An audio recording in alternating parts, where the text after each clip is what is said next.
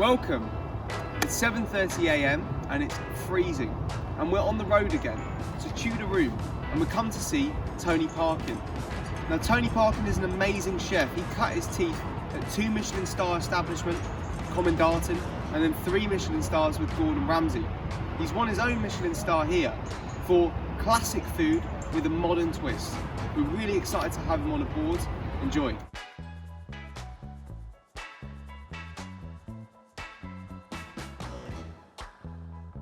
Hi, I'm Tony Parkin from restaurant Tony Parkin at the Tudor Room, Great Fosters. Currently hold a Michelin star, which we've had for just over a year now. Won it in record time of just under 5 months. So the style of food that we cook here is really seasonal, product driven, really bold flavours, but then also there's quite a lot of lightness in it and Thai ingredients mixed where we can use as a seasoning. So we've got a starter here of roasted scallops, pickled cucumber, horseradish sauce and some sea fennel. Really light but really powerful dish. And then we follow that with roasted fallow deer, which feeds on acorns. That's served with roasted beetroots, a nice compote of pickled blackberries, some fresh blackberries, and finish off with a peppercorn sauce. And then we finish up with a hot chocolate fondant with a lightly whipped kaffir lime chantilly.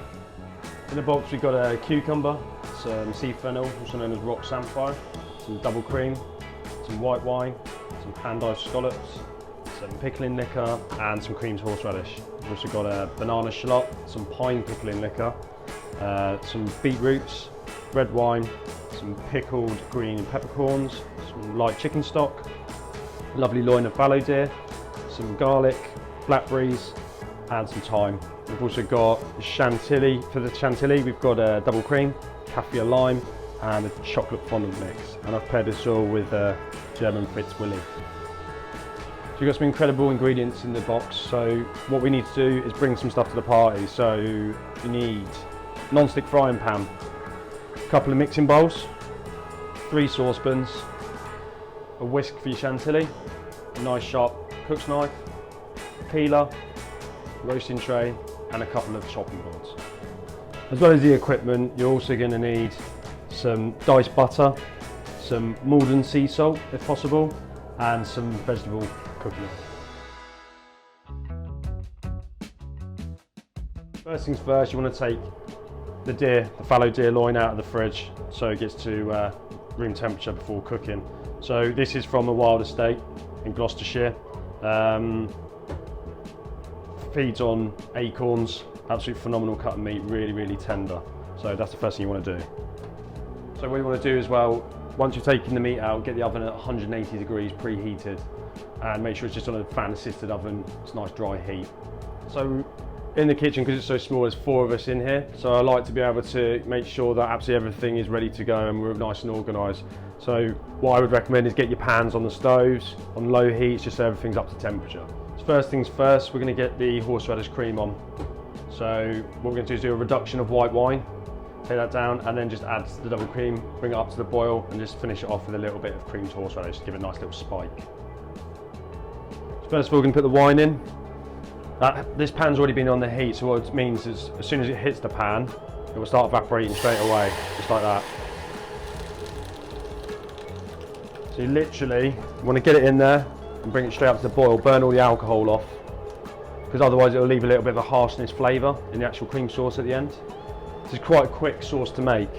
So literally reduction, so we'll reduce that by about half, and you can smell the alcohol starting to come off it.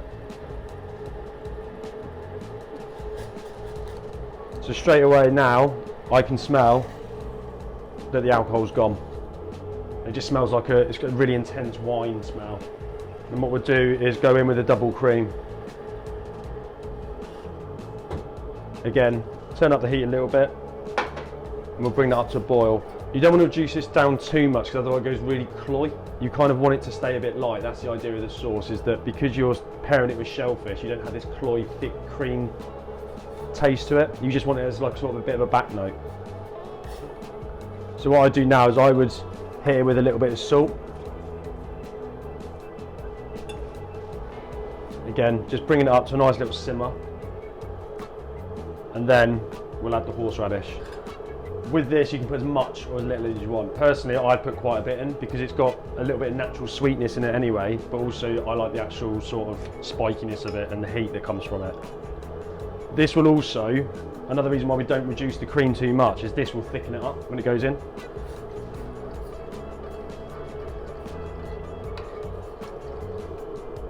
So I'm going to go all of that.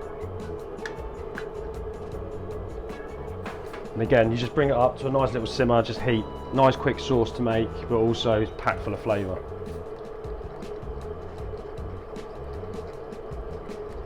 With this as well, because it's got grated horseradish through it, it's up to you. You can put it through a sieve, or just leave it as it is. Personally, I'd leave it as it is, because I think you get a nice little hit of the actual horseradish in it, rather than taking some of that out, which will, although it will give you a bit more of a luxurious feel, the flavour wise it will not be as good.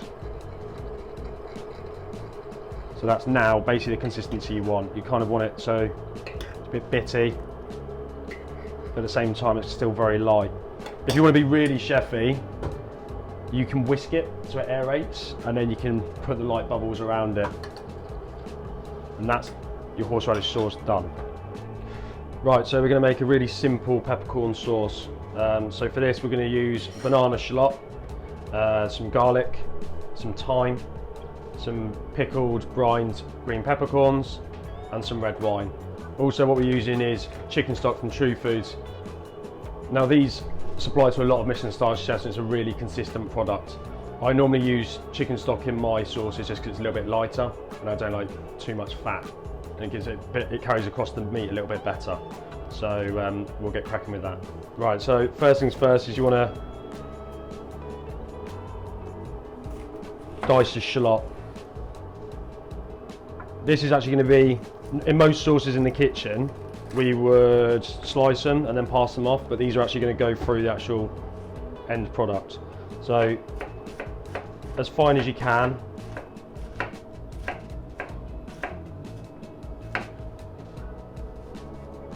You want to do a cross section.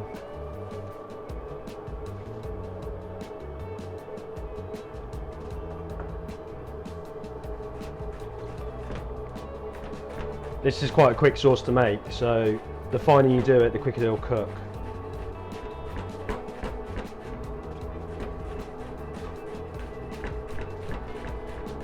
So for 2 people, probably about half a banana shallot diced. That's about enough. So again, like with the horseradish sauce earlier on, always get your pan on straight away because then you can just quickly start cooking. With this, also you want to go for about 1 clove of garlic. Again, you can, if you want to, microplane it into the actual mixture. I'm just going to finely dice it.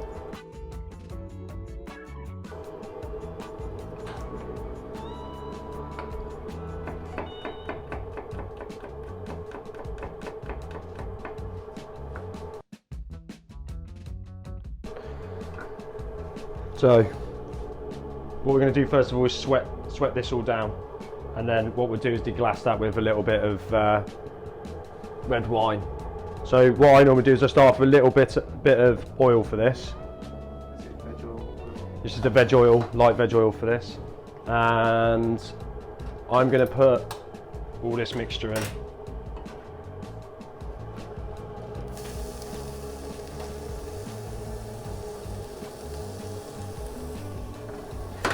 The light sweating.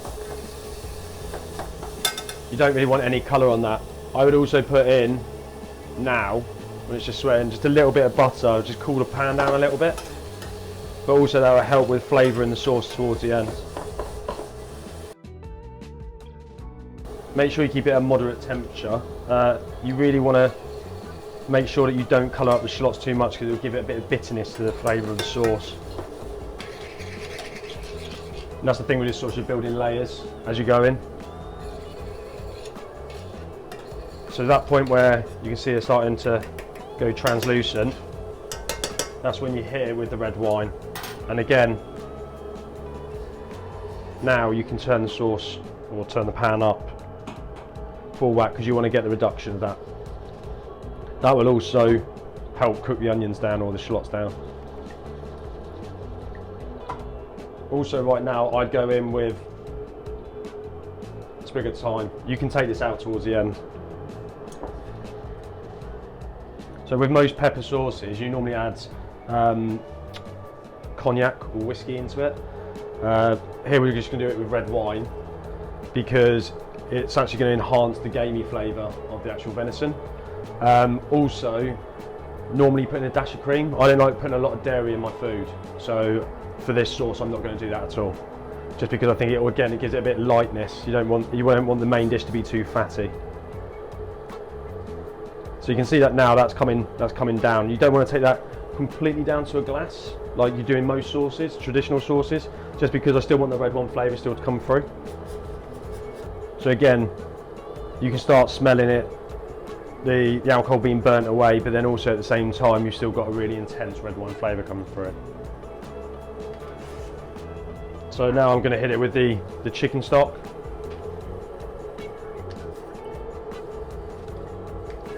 That's a full bag there, and then what we'll do now is this is when you start layering it up, so that will come down to a sauce that's not too thick, because again you want it to be nice and clean on the palate, but also it means it will when it goes actually over the venison, it's just going to enhance the flavour. So while the sauce is reducing, we can start doing the pickled cucumber for the scallop. So this is really simple. You can either peel it or not peel it. I'm going to peel it because I don't really like the skin.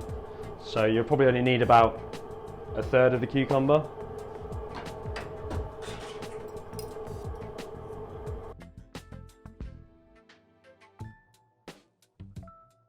So what I would do is, as you can see, you've got the centre bit which is all the water. So I would cut it so you get as minimal amount really. And then you've got a guideline there.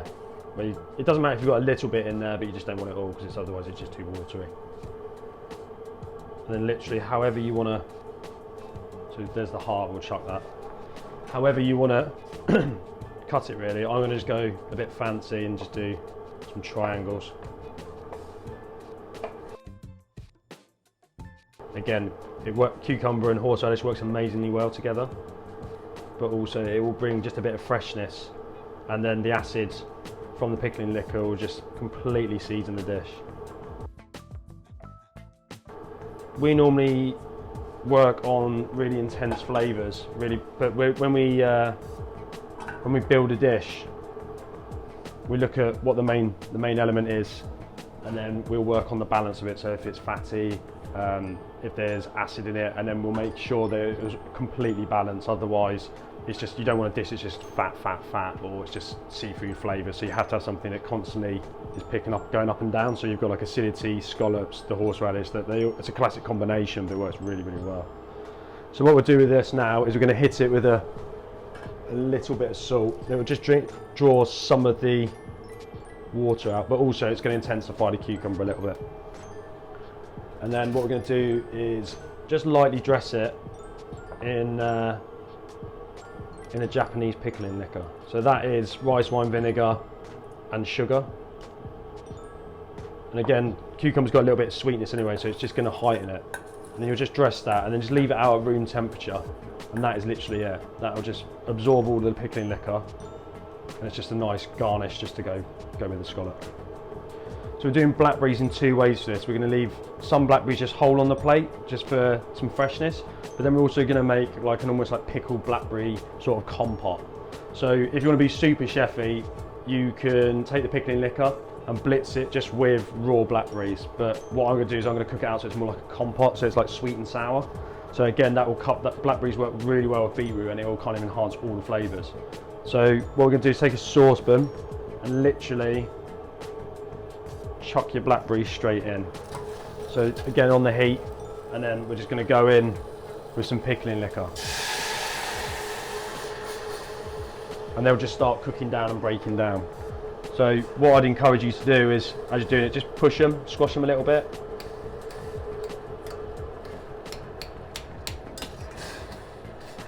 Straight away.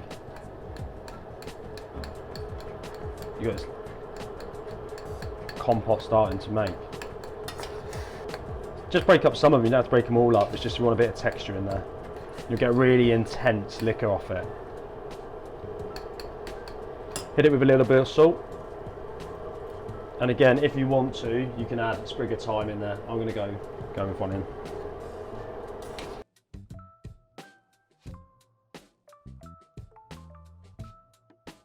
And the natural juice of the blackberries is coming out. And then what that's doing is that's mingling with the pickling liquor and almost making like a compote syrup. As you can see there, the colour of it now, it's cooking down nicely. It's got a really nice syrup.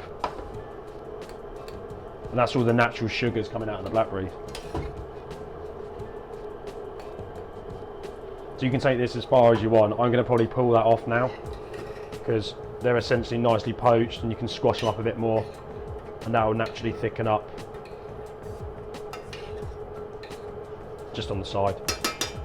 Okay, so the sauce, as you can see, is nearly down to the desired consistency. So it's a little bit what most chefs would say not the right consistency. However, I quite like a light sauce, so I'm not going to take it that much further down. What I'm going to do towards the end is just add a little amount of butter just to give it a bit of a glossy sheen, and the peppercorns. So what you want to do is bring it up to the boil, and then we'll go in with the green peppercorns as much as you like. I'm going to put about a tablespoon in there. These are obviously quite sharp. Another tip that I do sometimes when I do this sauce in the restaurant is a little bit of the brine that the peppercorns are in, I actually just add at the end because it sort of seasons it, but it also gives it some of the peppercorn flavour. And then what we'll do now is just add the tiniest amount of butter.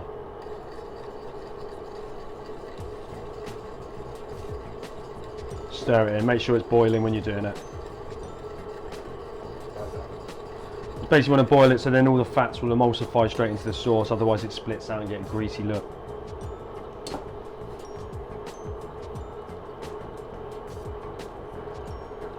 And that's it. It's a nice light peppercorn sauce. Don't forget to take your time out. You don't really want to be chewing on that later. But that's it. So you've got nice garnish in it, it's nice and fresh, light. And that's what we want. Right, so for the beetroots, the roasted beetroots, basically just peeled. I'm wearing gloves because I don't want to get beetroot juice everywhere. You just want to take the tough out of skin off. It's not exactly nice to eat. So what we're going to do with this is we're just basically going to roast them in a pan in some oil, vegetable oil that is, thyme, garlic, season them up and then just flash them through the oven. Just get a nice roasted flavour on them. And then what we'll do is with that compote, well, it's up to you if you want to do it, that compote that we've just made, the liquor from it, you almost just reheat it in a little bit of that and that will glaze them up. It'll just give it an extra bit of a flavour on them. So I'd probably work on one size beetroot like that per person.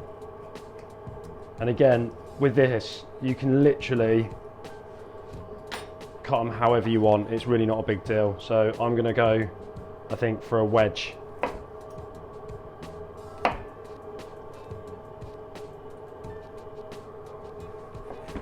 Because then at least this way, when you plate it up on the dish, you can go as fancy as you want. You can stand them up, you can lay them down, whatever. So we're going to go for, yeah, about 6 wedges per person.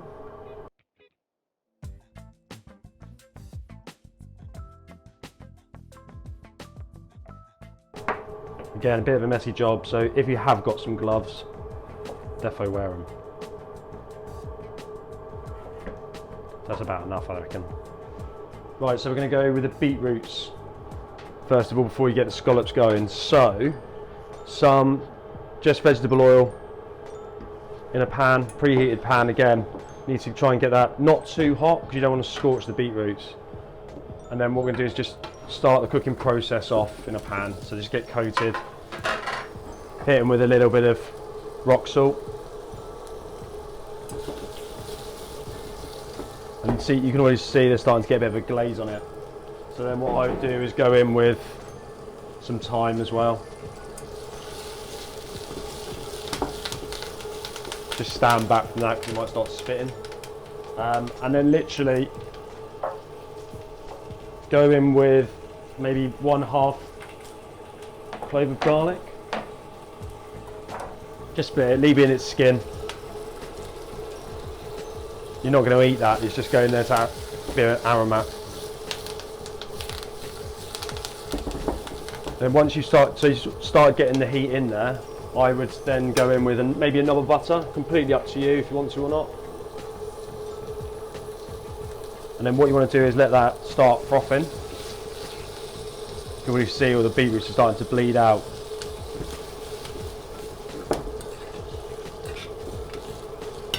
As soon as it's got that sort of glaze look to it, pop it in the oven for about 20-25 minutes.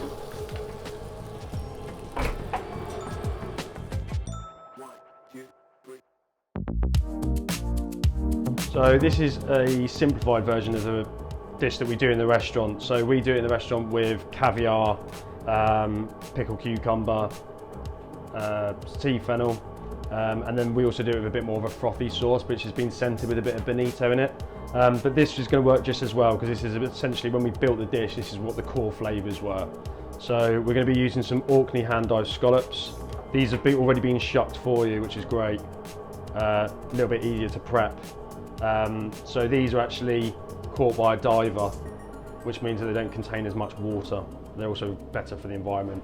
And then we've got some sea fennel, which has got a really peppery sort of taste to it, really irony flavour, and that brings out the dish as a seasoning even better. So we're going to get cooking and finishing this dish off. So when we're going to cook the sea fennel, in the restaurant I'd cook it in a little bit of water and butter. So if you do want to do this, get this on the stove now, just over a gentle heat, just so it's coming up to temperature. So I've literally just put a knob of butter in there. Again, if you don't want to use butter, you can put a little bit of oil in there as well. It just gives it a bit of an extra shine when it comes out. In order to cook the sea fennel, when you see it, it comes with a bit of a big stalk. So what you want to do is just break it off. Anything you think that you wouldn't want to really eat, just take off, because you really want just these like tender bits here. Otherwise, it's a bit tough and chewy, and it's not very nice on the actual dish itself. So you don't have to be too picky. Just take the majority of the tender bits off, and this literally will cook in seconds. It's just literally as soon as it hits water, it'll break down and out of the water straight away, which is ideal for this dish because it means there's no time waiting around for anything really. And you kind of want to get it at the point where it's really vibrant and fresh. So that's enough. Okay, this plating of this dish and the cooking of this, bringing it together, is quite a quick one, so you need to make sure you've got all your prep done for it. So you've got your sauce out, ready to warm up gently. You've got your water with your butter on for your sea fennel. And then what we're going to do is literally cook the scallops. And as we're finishing off the scallops, we'll then cook the sea fennel and we'll dress it as we're going along. So pickled cucumbers there, that goes on last thing. So with the scallops, you want to have a pan on ready to go. Medium to high heat. Make sure it's a non-stick pan as well. So just season, I always only season one side of scallops. So when I'm cooking any seafood or meat, I always use just vegetable oil, just because sometimes I feel that olive oil gives it a bit of a weird taste that you don't really want. So you want something neutral. So as you can see, the oil's starting to pull away, nice sheen, which means it's quite a decent heat. So it goes scallops flat side down. Now the trick is, with scallops you don't want to overcook them, so the best way to do that is literally cook them on one side, and then just before you serve it, just flip it, and it'll just kiss the bottom of it, which means it'll still be nice and tender. But also we got to remember is you're going to be putting a warm scallop into a warm sauce, so the residual heat from the sauce going upwards will finish off the cooking process. So as you can see, nice moderate heat. And what you can do now is these scallops, because of the size of them, probably going to take about a minute and a half. So just check the flat side, watch your fingers, they're getting nice and brown.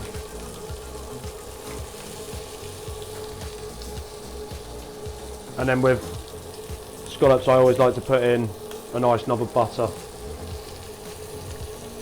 maybe 2.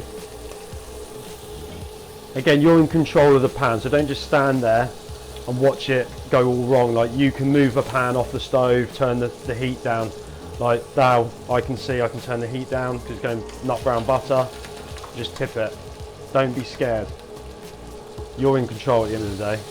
So there you go, nice golden brown. And we can do this extra chef is just give a little bit of a base. That's off the heat as well. So then what I would do is take these out of the pan and just let them rest. Give them a minute. There's residual heat in there that it will literally still be penetrating it. So then your water has come up to the boil and you want to drop your sea fennel in. Just move it around a bit, give it a little bit of a stir. You can already see the difference in colour, it's straight away gone bright green. Sauce is just sat on the side of the stove, nice and warm. Not everything has to be served piping hot, otherwise it's impossible to eat it and enjoy it properly. But at the same time, you don't want it to be stone cold, so you do have to move a little bit quickly.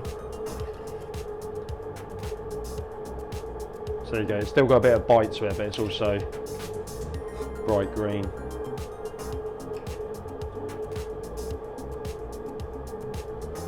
So plating the dish,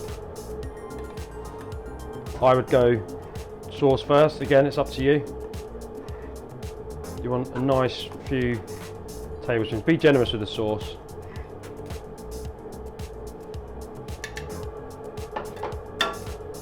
Then go 2 scallops. Sit there nice and neat like that. And then nice and naturally your sea fennel over the top. Again, be quite generous. And then you just finish that off with your pickled cucumber.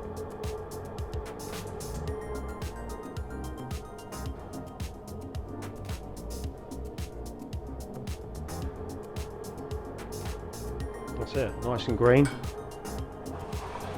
Roasted scallops with horseradish sauce, pickled cucumber and sea fennel.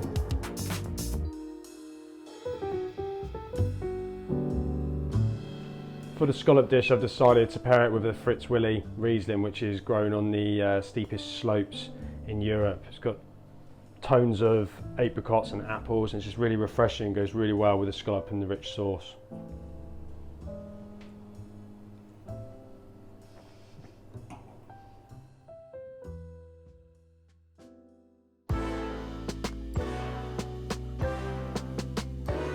So I hope you've enjoyed your starter. So we're going to do roasted venison now, or the fallow deer. So we've got the blackberry compote made, we've got the peppercorn sauce made, and you've got your beetroots in the oven. So for this process, again, get a pan on. You want to get it nice and hot because you want to get some nice colour on there.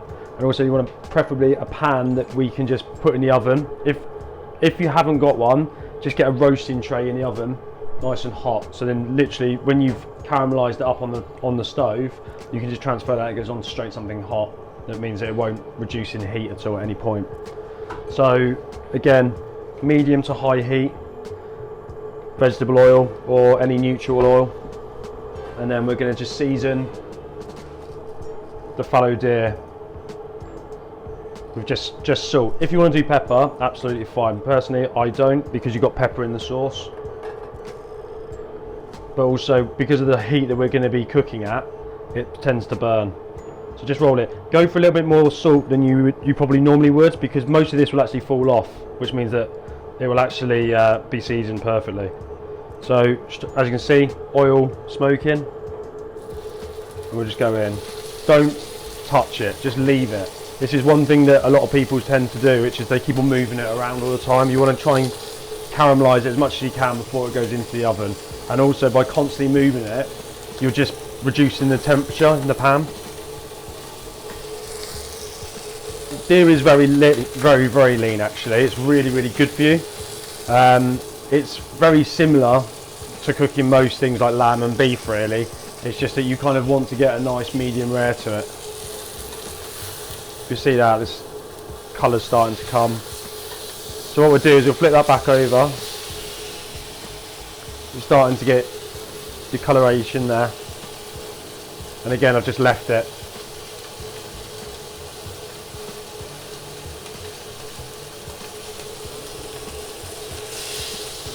Try and seal all the sides.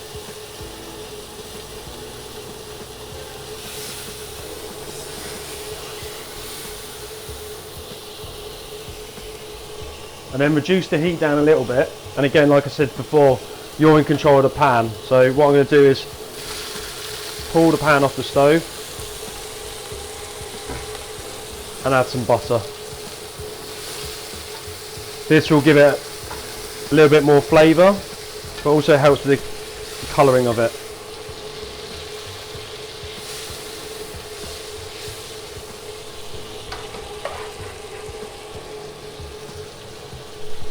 And then what we'll do is we'll pop that in the oven for around about 8-9 minutes at 180 degrees and then allow it to rest.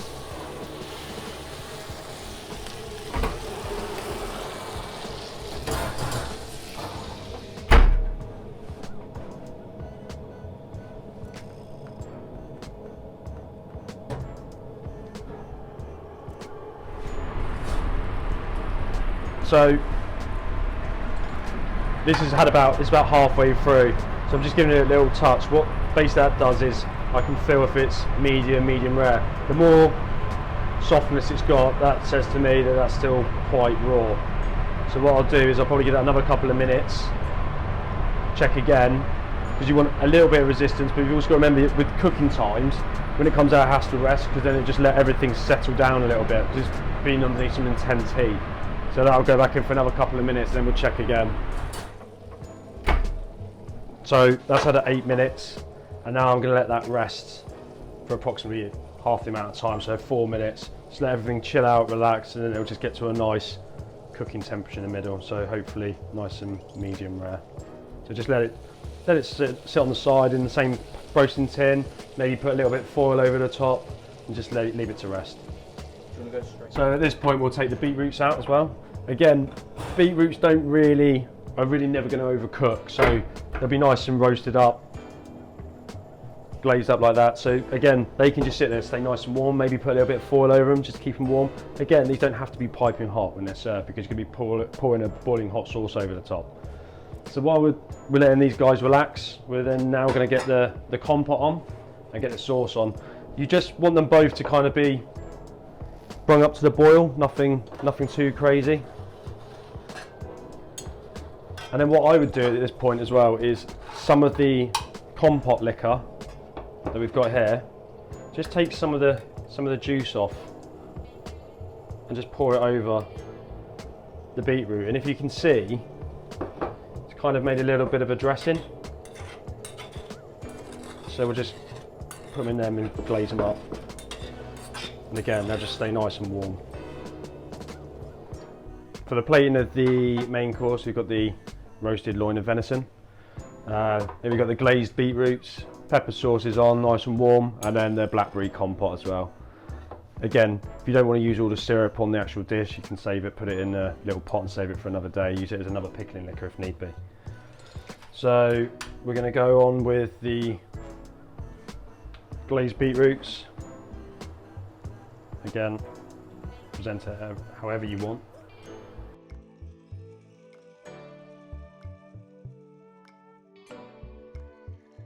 Again, put as many beetroots on as you want, it's your dinner. Next, I'm going to carve the venison.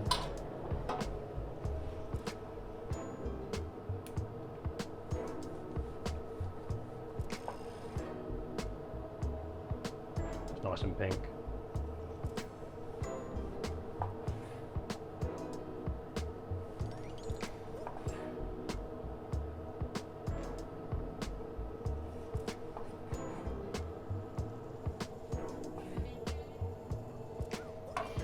Just season the flesh. I'm just going to pop that. And then just dot fresh blackberries there.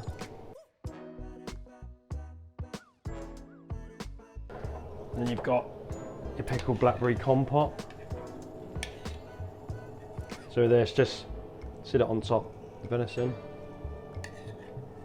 Again, as much or as little as you want. And maybe a little bit of the syrup as well.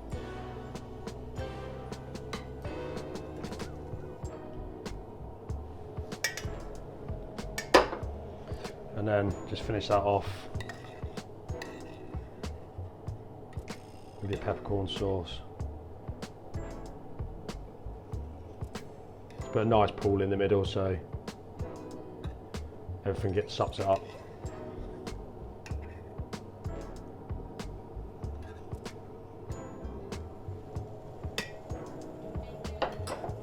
That's it. A dish is very similar to the one we have on the menu. So fallow deer with the pickled blackberry compote, fresh blackberries and glazed beetroots, nice little peppercorn sauce on it. All works really well. Nice balance of flavours on there, nice and bold.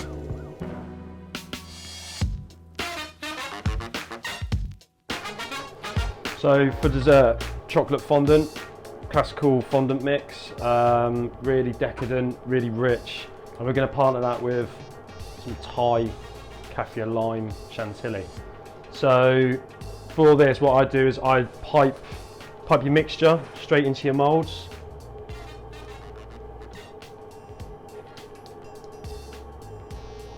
You probably want to pipe it about 2/3 of the way up because it's a bit like a souffle, so it will puff up.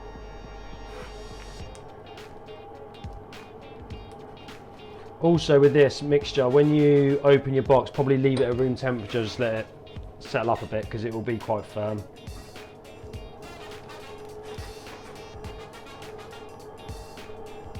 That's it. So let's give it a little tap. What we're going to do is we're going to bake this at 180 for approximately 7 to 8 minutes. So next job is creme chantilly, which you can do while the fondants are in the oven. So it's double cream. With a classic chantilly, you normally put sugar and vanilla in it. However, because this dish, the main element's pretty rich, I've decided to opt out of the sugar and keep it quite light. So what I would do is get your cream in like that first in a bowl, and then just zest the kaffir lime into it. Whatever you do, don't put the juice in because the juice of kaffir lime is quite bitter. But there's loads and loads of flavour in the zest. And then literally it's just a matter of whipping it.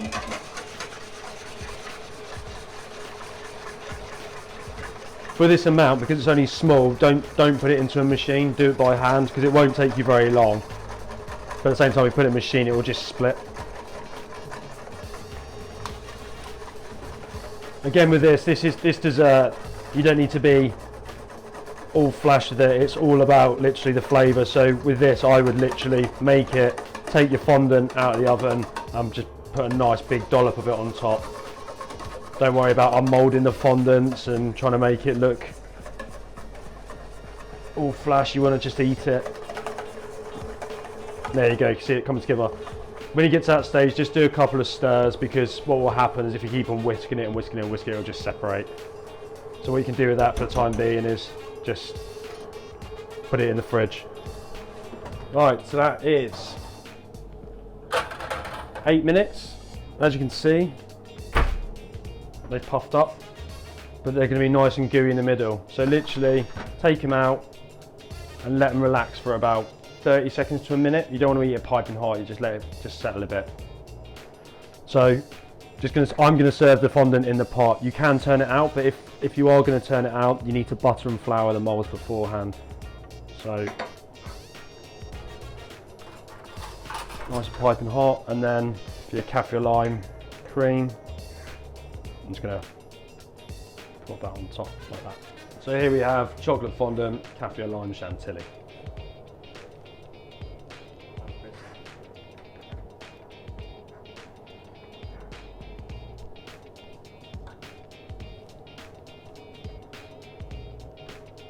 Thank you for doing my Banquist. This has been amazing, and I hope you enjoy.